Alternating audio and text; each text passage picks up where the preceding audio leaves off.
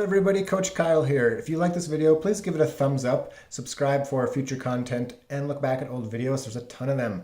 Today I want to go through it's a nutritional strategy program recommendation for elite soccer players, but it can be really applied to any sport where any individual might be doing events in close proximity.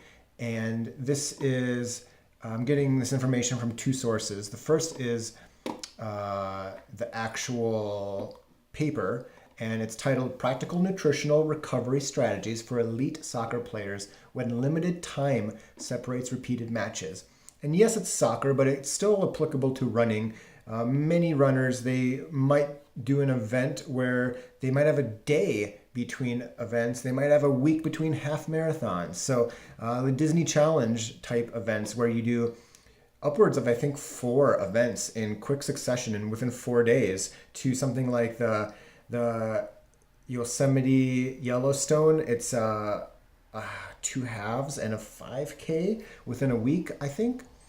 And then YLM Sports Science broke this paper down into more, basically into a more easily digestible infograph. So basically the first stage is refueling post-match and preloading pre-match. So the program of 3 to 4 main meals and regular carbohydrate snacking spaced out throughout the day to consume roughly 6 to 10 grams of carbs per kilogram of your body weight. So spacing that out throughout the day, I like to recommend my athletes sip on sports drinks so they don't actually increase their like fiber or actual like food bulk increase mass too much. Maintenance of repair and adaptation is number 2. This means 1.5 to 2 grams per kilogram body weight per day of proteins. That should be sufficient to fully repair the damaged muscles and stimulate soccer-specific adaptations.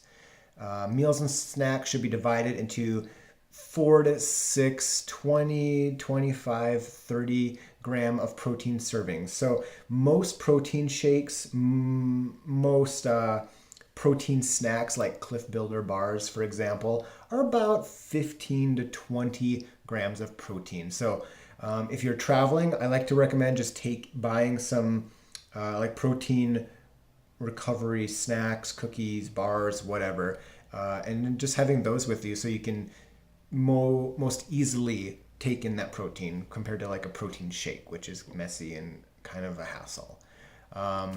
So let's see, protein sources that contain 10 grams of protein, for example, 40 grams of cooked chicken breast, lean beef, lamb, pork, 30 milliliters of milk, a couple eggs, 30 grams of cheese, 120 grams of tofu, or 50 grams of canned fish. So tuna fish, for example, is not hard to eat straight out of the can.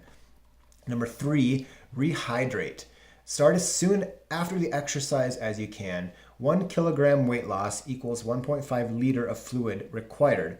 It says aim to replace the volume lost within 2 to 4 hours post-exercise over a regular time period.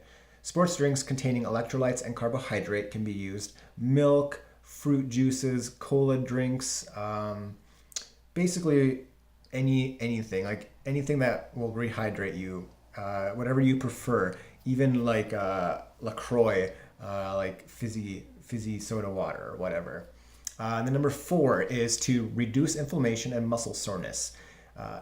Antioxidants and anti-inflammatory food components or supplements can modulate the inflammatory reaction, which may be beneficial in the acute recovery phase. Any form of antioxidant or anti-inflammatory supplement should be carefully dosed. Soccer-specific adaptations are triggered by the inflammatory and redox reactions occurring after strenuous exercise stimulus. So, for example, blueberry prunes, blueberry sprouts, broccoli, raspberry, sweet cherry, oily fish, beans, flax seeds, or walnuts. In this paper, I wanted to point out that the typical monthly schedule of a top professional soccer player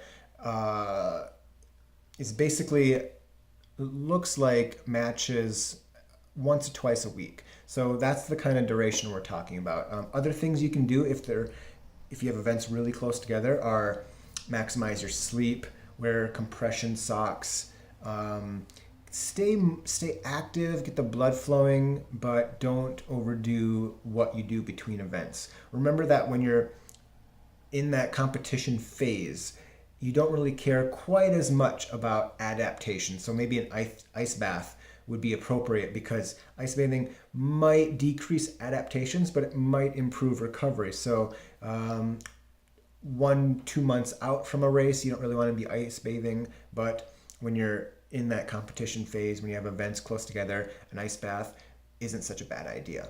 So that's what I got. Let me know your thoughts and comments in the below comment section. And as always, you keep running, I'll keep coaching.